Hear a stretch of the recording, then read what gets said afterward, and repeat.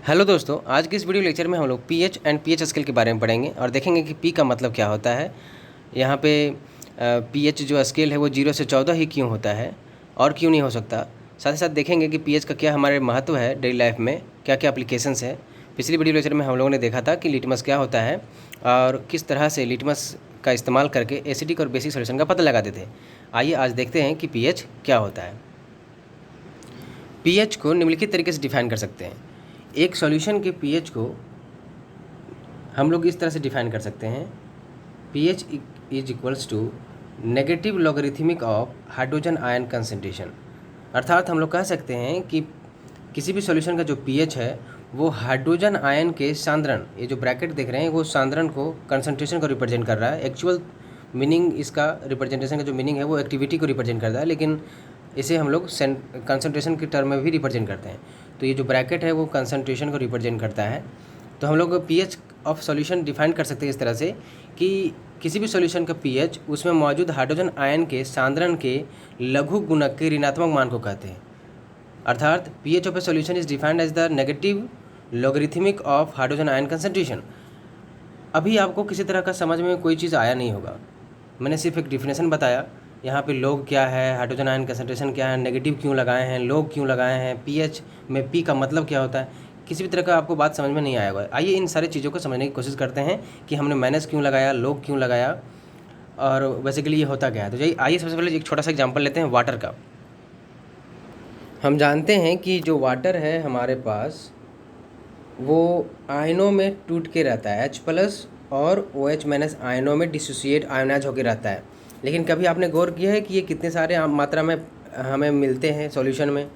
तो एक्सपेरिमेंटली ये पाया गया है कि ये जो H+ और OH- का जो कंसंट्रेशन है या उसकी जो मात्रा है किसी भी वाटर के विलियन में, तो वो बहुत ही कम है, इतनी ज़्यादा कम कि उसको नेग्लिजिबल मानते हैं। एक छोटा सा एग्जाम्पल लेते हैं, मान लेते हैं कि हमारे पास 1 मोल वाटर है। 1 मोल वाटर, आप आगे पढ़ेंगे हायर स्टडीज़ में कि मोल क्या होता है।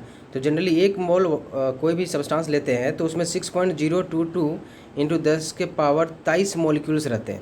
अर्थात अगर हमारे पास 10⁻23 मॉलिक्यूल है, 6.022 इंटू 10⁻23 मॉलिक्यूल है पानी का, तो हमें कितना H+ आयन मिलेगा, 10⁻⁻7। उसी तरह से OH आयन कितना मिलेगा, 10⁻⁻7। आप अनुमान लगा सकते हैं कि 10⁻⁻7 कितना छोटा नंबर है। ये काफ़ी ज़्यादा छोटा है, इसको ये नेग्लिजिबल है, इसको नेगलेक्ट कर सकते हैं, बहुत ही जीरो के ऑलमोस्ट जीरो है ये। अर्थात यह कहा जा सकता है कि जो H+ और OH- आयन है वो ना के बराबर बना है। इसलिए कहा जाता है कि जो प्योर वाटर है वो हमारा बेड कंडक्टर ऑफ इलेक्ट्रिसिटी है। इससे करंट पास कराएंगे प्योर वाटर से तो करंट पास नहीं होगा, क्योंकि वो आप देख सकते हैं नेग्लिजिबल अमाउंट में हमारा आयंस का फॉर्मेशन हुआ है। लेकिन अगर नॉर्मल पानी, जो पीने का पानी इस्तेमाल करते हैं, अगर उससे इलेक्ट्रिसिटी पास कराएंगे तो उससे पास हो जाएगी, क्योंकि उसमें बहुत सारे कंटामिनेशंस हैं ऑलरेडी। उसमें कैल्शियम और मैग्नीशियम के सॉल्ट्स हैं, सल्फेट्स हैं, क्लोराइड्स हैं, जिसकी वजह से करंट जो है आसानी से पास हो जाएगा। इसलिए जो वाटर है हमारा वो बहुत ही वीक इलेक्ट्रोलाइट है। वीक इलेक्ट्रोलाइट उसे कहते हैं जो हमें बहुत ही कम मात्रा में आयंस देते हैं पानी में घुलने पर। तो वाटर क्या है, बहुत ही वीक इलेक्ट्रोलाइट है। तो ये जो 10⁻⁻7 जो अमाउंट में हमें हाइड्रोजन आयन और हाइड्रोक्साइड आयन का कंसंट्रेशन मिला, क्या इसको समझना, इसको एलेबोरेट करना, इसको इंटरप्रेट करना काफ़ी ज़्यादा डिफ़िकल्ट हो जाता है। लिखने में भी दिक्कत होती है, बच्चों को समझने में भी दिक्कत होती है। तो क्या कोई दूसरा तरीका है इस चीज़ को रिप्रेजेंट करने का? यस, इसको हम लोग दूसरे तरीके से भी रिप्रेजेंट कर सकते हैं। जैसे कि अभी हम लोगों ने देखा कि हमारे पास वाटर में जो हाइड्रोजन आयन का जो कंसंट्रेशन है, हाइड्रोजन आयन का जो कंसंट्रेशन है वो 10⁻⁻7 है। अगर हम किसी भी संख्या में लोग लगा देते हैं, अगर हम लोग इसमें लोग लगा दें, लोग 10⁻⁻7, तो आप रूल पढ़े हैं, लॉगरिथमिक रूल, कि 10 लोग a⁴ x = होता है x log a। अर्थात अगर जो भी पावर में है वो मल्टीप्लाई में हो जाता है। तो अगर ये हम लोग लगा देते हैं 10⁻⁻7 में, तो ये 10⁻⁻, ये जो 10⁻7 टर्म है वो गुना में हो जाएगा और हमारे पास आएगा log 10⁻10। अब log 10⁻10 का वैल्यू होता है 1, इसलिए -7 × 1 आ जाएगा। तो बेसिकली हम लोगों ने क्या किया, 10⁻⁻7 को सिंपल नंबर में कन्वर्ट करने के लिए इसमें लोग लगा दिया।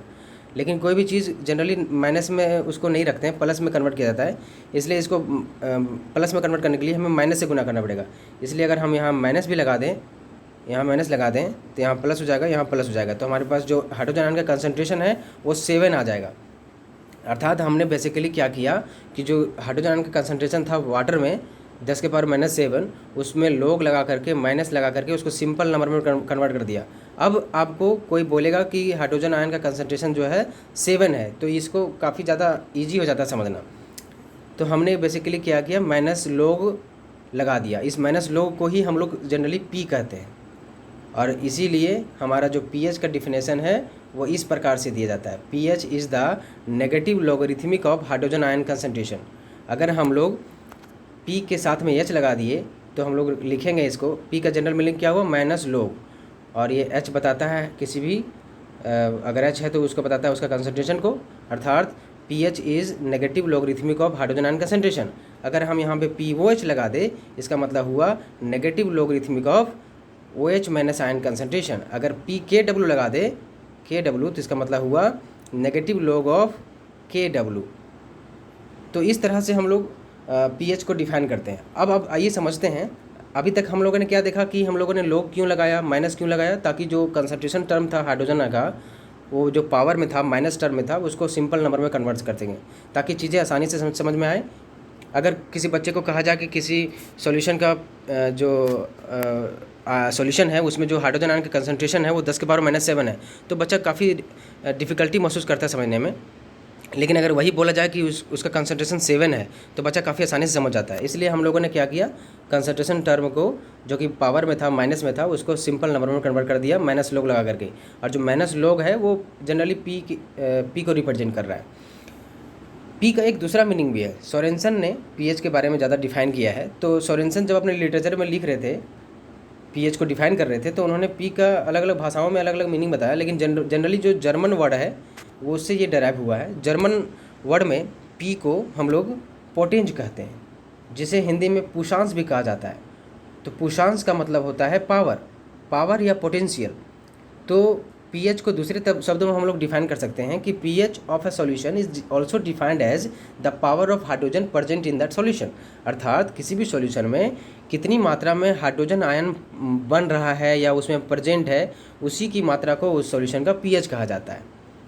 दूसरे शब्दों में समझ सकते हैं कि किसी भी सॉल्यूशन में जितना ज़्यादा हाइड्रोजन आयन कंसंट्रेशन रहेगा उसका पीएच वैल्यू उतना ज़्यादा मजबूत रहेगा, वो काफ़ी ज़्यादा स्ट्रॉन्ग एसिड कहलाएगा।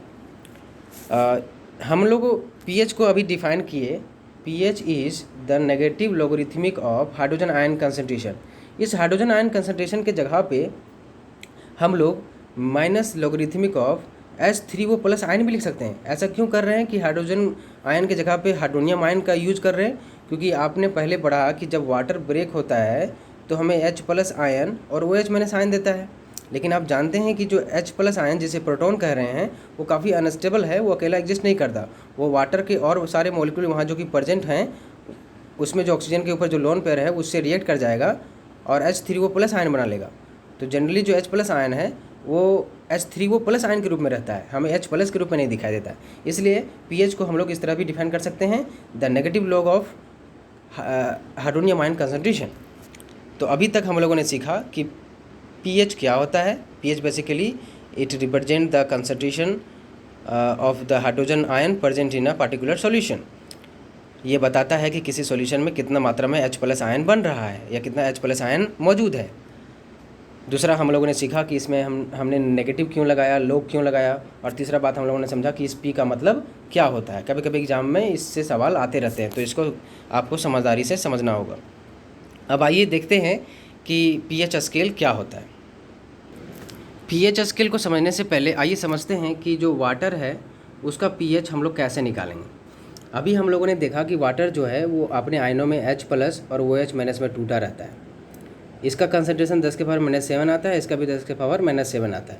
अगर इसका सॉल्युबिलिटी प्रोडक्ट की बात करें, आयनिक प्रोडक्ट की बात करें, तो आयनिक प्रोडक्ट किस तरह से निकाल सकते हैं। आयनिक मतलब जो आयन्स बन रहे हैं उनका कंसंट्रेशन का अगर प्रोडक्ट ले लें that is called ionic product. हमारे पास वाटर के टूटने पर H+ आयन मिल रहा है, अगर इसका प्रोडक्ट ले ले OH- आयन ले ले, तो इस तरह से हमें वाटर के जो आयनिक प्रोडक्ट है उसे हमको प्राप्त हो जाएगा।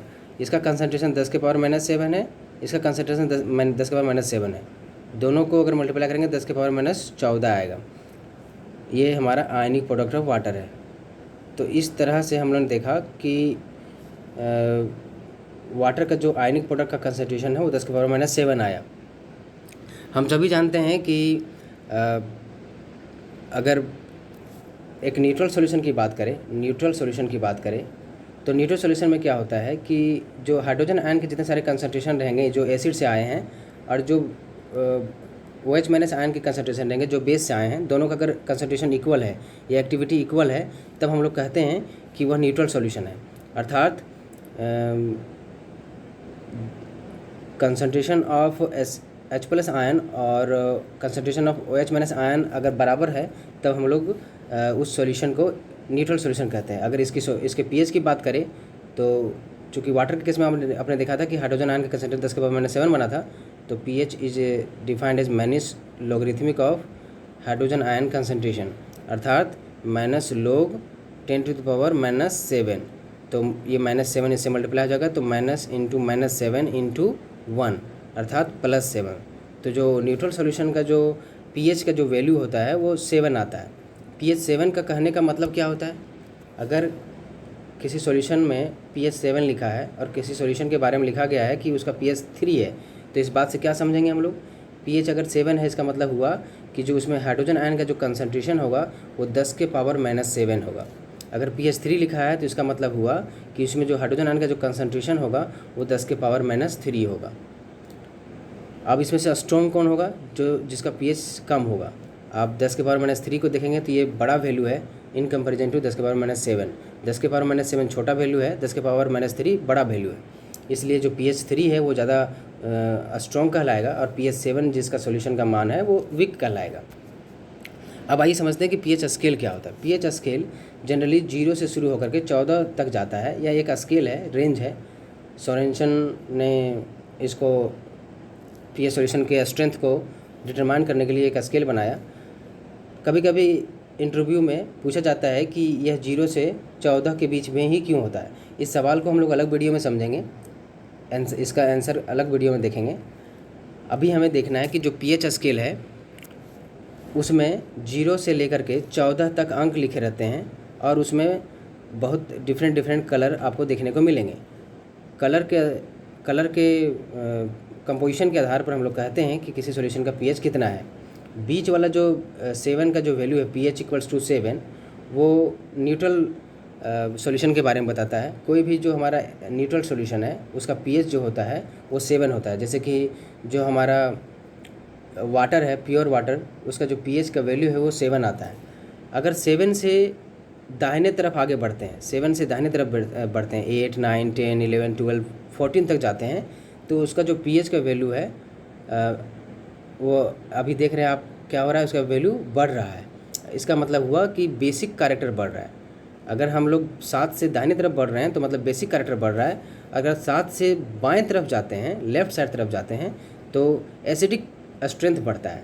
अगर pH 6 की बात करें, यहाँ पे जो आप pH 6 देख रहे हैं, और अगर pH 1 की बात करें तो दोनों में सबसे ज़्यादा एसिडिक कौन होगा? क्योंकि लेफ़्ट साइड जाने पर pH एसिडिक पार्ट और एसिडिक स्ट्रेंथ क्या होता है, बढ़ता है। तो 1 वाला जो होगा वो ज़्यादा एसिडिक होगा इन कंपेरिजन टू 6 वाला। उसी तरह से अगर राइट साइड की बात करें, अगर pH किसी का 8 है, किसी का pH 14 है, तो ज़्यादा बेसिक कौन होगा? जिसका pH का वैल्यू 14 है। क्योंकि बीच में हम लोगों ने एक बाउंड्री डिसाइड किया है न्यूट्रलिटी का। अगर इससे दाहिने जा रहे हैं तो हमारा बेसिक कैरेक्टर बढ़ेगा, इसके बाएं जा रहे हैं तो हमारा एसिडिक कैरेक्टर बढ़ेगा। इस तरह से हम लोगों ने क्या क्या देखा अभी तक कि pH क्या होता है, उसमें P का मतलब क्या होता है, नेगेटिव लॉगरिथमिक लगाने की क्यों आवश्यकता पड़ी, pH स्केल 0 से 14 क्यों होता है, इस चीज़ को हम लोग आगे पढ़ेंगे। और इसमें किस तरह से एसिडिक वैल्यू जो है, एसिडिक स्ट्रेंथ वो बढ़ता है और बेसिक स्ट्रेंथ जो है बढ़ता है, और pH जो है वाटर का और न्यूट्रल सब्सटेंसेस का वो हमें साथ देखने को मिलता है। आज के इस वीडियो लेक्चर में हम लोग इतना समझते हैं। बाकी जो चीज़ें बच गई हैं उसे नेक्स्ट वीडियो में समझेंगे। Thank you for watching my videos. Please do subscribe and share to your friends and colleagues. Thank you.